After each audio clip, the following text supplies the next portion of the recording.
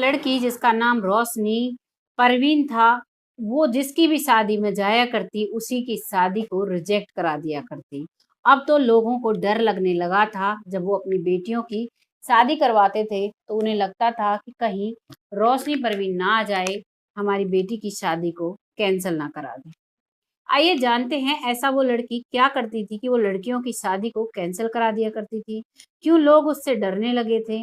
शुरू करते हैं इस कहानी को। नमस्कार, मैं महक चौधरी। आज की कहानी बिहार के किशनगंज इलाके की है। यहाँ पर एक गांव लगता है सीमनबाड़ी। वहां की ये सच्ची घटना है।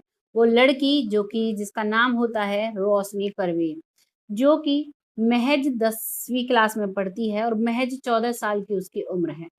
एक दिन वो अपने स्कूल से एग्जाम देकर आ रही थी, तभी एक लड़का लड़की देखने के लिए उनके गांव में आता आया है। और लड़के की जो उम्र है वो है 45 साल, और जिस लड़की से शादी करनी है वो लड़की उन्हें पसंद नहीं आती है। जैसे ही उस घर से वो निकल रहे थे, तभी उनकी नजर रोशनी पर पड़ती है।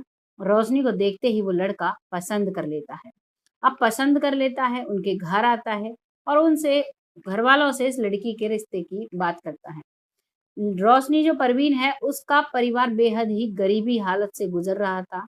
घर में खाने तक के पैसे नहीं थे। सरकारी स्कूल से रोशनी पढ़ रही थी, 10वीं क्लास का उसने पेपर दिए थे।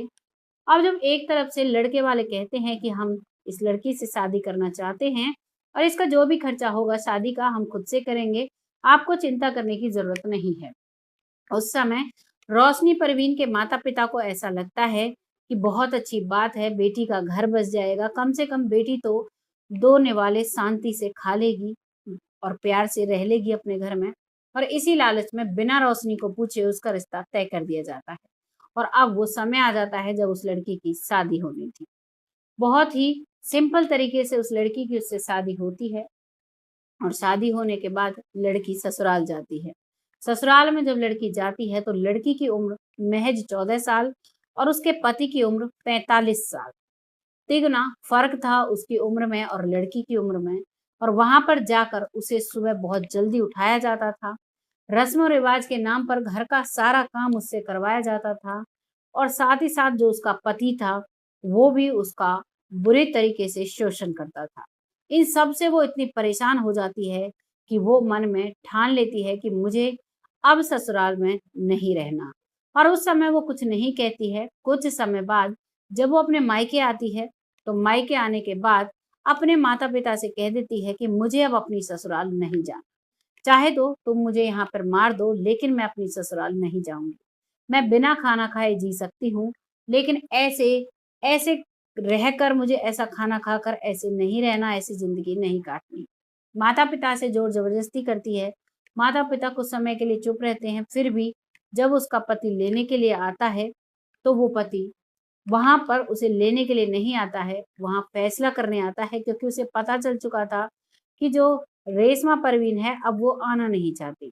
और उसी समय उसका पति फैसला लेता है कि मैं इसे अब अपने पास नहीं रखूंगा, क्योंकि रेशमा परवीन के पेट में अब उस पति का बच्चा था।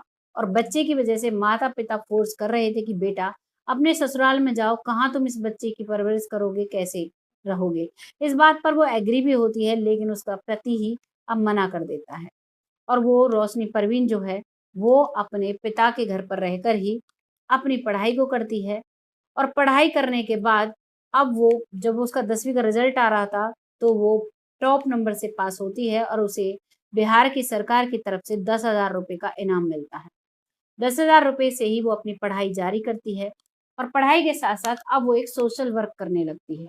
सोशल वर्क उसका ये था, उसके इलाके में या उससे दूसरे गांव में या तीसरे गांव में जहां भी उसे पता लगता कि नाबालिग लड़की की शादी हो रही है, वो वहां पर पहुंच जाया करती और लड़की से उसकी राजी पूछा करती। साथ ही साथ माता पिता को समझाया करती।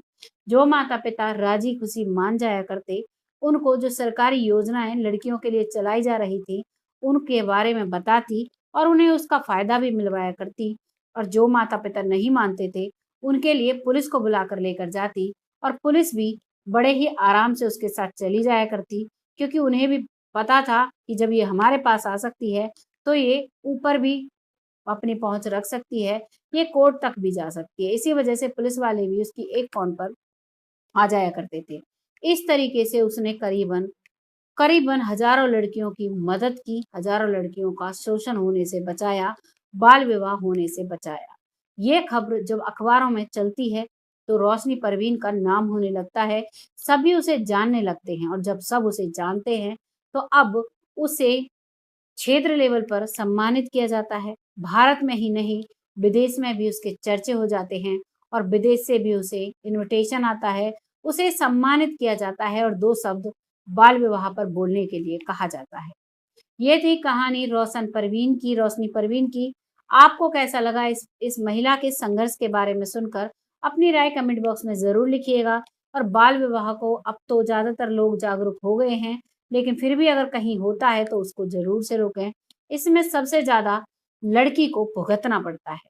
शरीर उसका खराब हो जाता है, ऊपर से मानसिक तौर पर भी वो बहुत परेशान हो जाती है।